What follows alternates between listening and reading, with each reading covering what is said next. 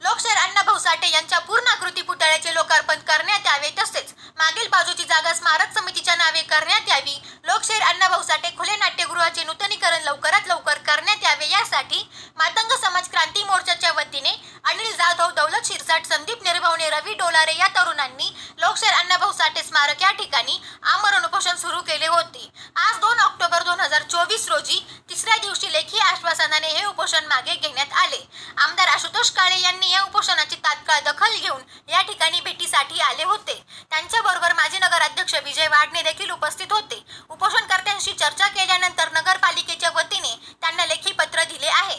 दिनांक 7 ऑक्टोबर 2024 रोजी लोकार्पण सोहळा केला जाणार आहे। लेखी पत्र दिल्यानंतर उपोषणकर्त्यांनी आपले उपोषण मागे घेतले आहे। प्रश्न प्रलंबित होता, परंतु अनेक आपण नगरपालिकेच्या माध्यमातून समाज बांधवांनी उपोषण केले, आंदोलन केले, मोर्चे केले।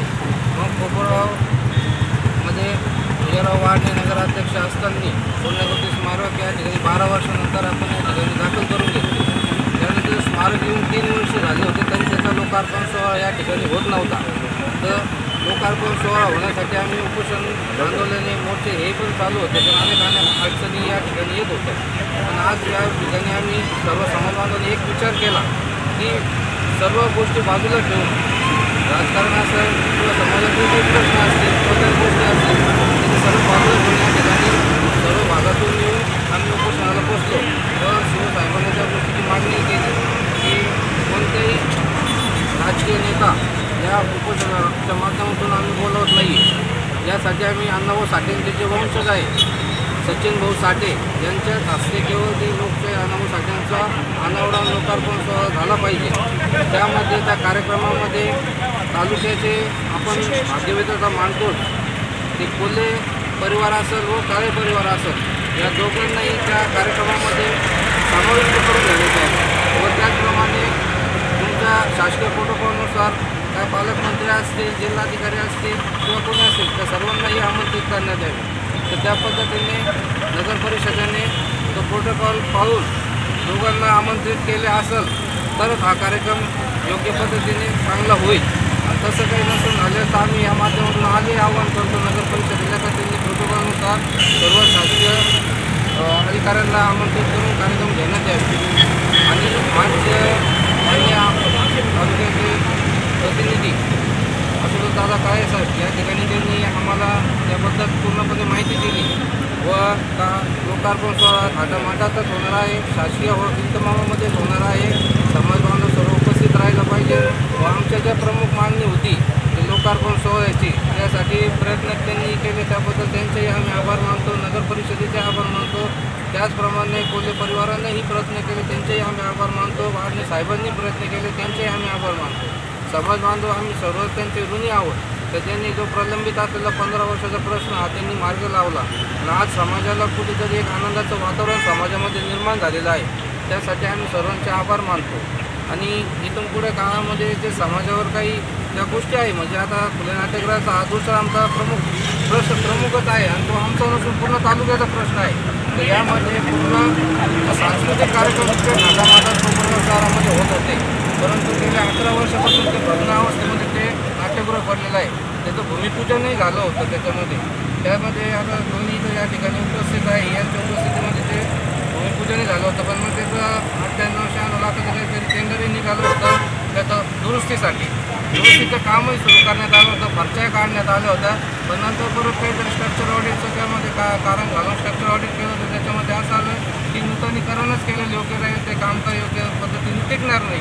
तर त्याच्यासाठी स्ट्रक्चर ऑडिट केलं, मग त्याच्यानंतर निधीचा कमतरता भासू राहिली त्याच्यामध्ये। आता तालुक्याच्या आमदारांनी भरपूर तालुक्यासाठी निधी पण आणलेला आहे आणि त्याच्यासाठी त्यांनी नाट्यगृहासाठी निधी जो काही लागत असेल, जे काही एस्टिमेट असेल त्याच्यावर 3 कोटीचा असेल, 2 कोटीचा त्यांनी ते उपलब्ध करून द्यावे। आणि आज रोजी मला वाटतं काहीतरी फक्त 1 कोटीचा निधी त्या ठिकाणी उपलब्ध आहे त्या नाट्यगृहासाठी।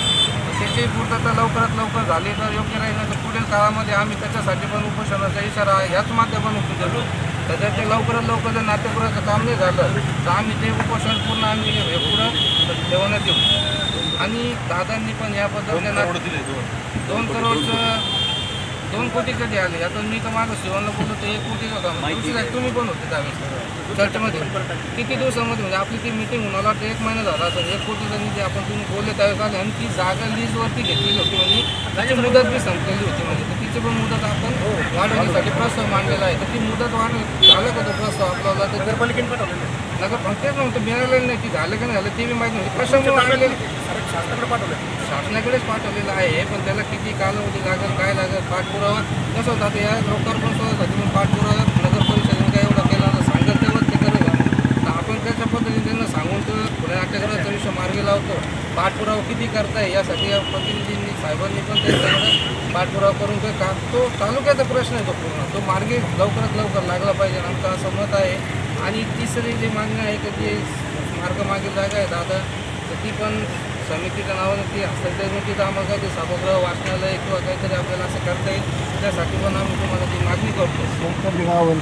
आणि त्याच्यानंतर आता हे पूर्ण आमच्या 3 मागण्यासाठी आम्ही यांना मागणी केलेली आहे. त्याच्यामुळे आता मात्र समाजाला आम्ही त्यांच्या जिव्हाळ्याचा प्रश्न होता तो आता पूर्णपणे मार्गी लागलेला आहे. तर समाजाने पूर्णपणे उत्साहाने एका विचाराने जल्लोषाने या ठिकाणी 7 तारखेला उपस्थित राहावे व लोकार्पण सोहळा जल्लोषात करावे. हां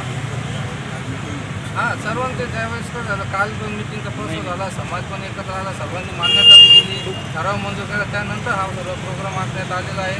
आम्ही वैयक्तिक लेवलला तर आमच्या 4 जणांचीच मागणी होती म्हणून असं काही नाही सर्व समाजाचीच मागणी होती म्हणून तो पूर्ण झालेला आहे. समाजाने उपस्थित राहावे मी अशी सर्वांना विनंती करतो. सम्राट लोकशाहीर अण्णाभाऊ साठे यांच्या पूर्णकृती पुतळ्याचं लोकार्पण सोहळा व्हावा यासाठी दिनांक 23/9/2024 रोजी मातंग समाज क्रांती मोर्चाच्या वतीने आम्ही शिवसाहेबांना या ठिकाणी निवेदन दिले. निवेदनच्या 3 प्रमुख आमच्या मागण्या होत्या.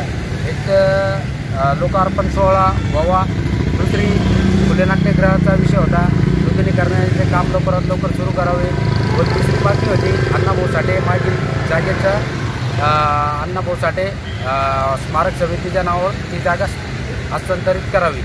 आता या 3ही मागण्या आज आमचा उपोषणचा जवळजवळ 3रा दिवस होता आणि 3ऱ्या दिवसामध्ये मुख्य अधिकारी शिवसाहेब हे आज 2 ऑक्टोबर असल्यामुळे ते बाहेर असल्यामुळं त्यांचे प्रतिनिधी म्हणून आर्ने साहेब हे या ठिकाणी आले व त्यांनी आम्हाला रितसर पत्र दिलं की अण्णाभाऊ साठे यांची तुमची जी मागणी होती की सचिन भाऊ साठे यांना अनावरण सोहळ्यासाठी आपल्याला या ठिकाणी पाहिजे होते आणि त्यांनी त्यांची तारीख मिळवली. ते 7 तारखेला या ठिकाणी अनावरण सोहळ्यासाठी त्यांनी आपल्याला ती तारीख दिली.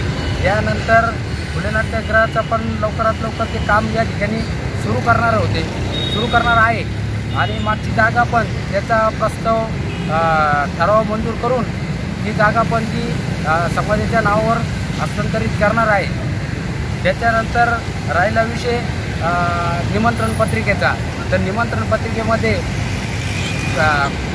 कोले गट असेल, काळे गट असेल, त्याच्यानंतर माजी मुख्याधिकारी असतील हे सर्व शासकीय पद्धतीने तो कार्यक्रम या ठिकाणी झाला पाहिजे अशी या ठिकाणी त्यांनी निमंत्रण पत्रिका आम्हाला ती दाखवली व त्यानुसार आम्ही आज या ठिकाणी 3ऱ्या दिवशी हे उपोषण आम्ही स्थगित करीत आहोत व समाज बांधवांना या माध्यमातून मी सर्वांना विनंती करतो की आपल्याला 7 तारखेला जो अनावरण सोहळा जिची तारीख आपल्याला सचिन भाऊ साठे यांच्या हस्ते करण्याची मिळाली व त्यासाठी सर्वांनी 7 तारखेला मोठ्या संख्येने आपण या ठिकाणी अनावरण सोहळ्यासाठी उपस्थित राहावे हीच नम्र विनंती.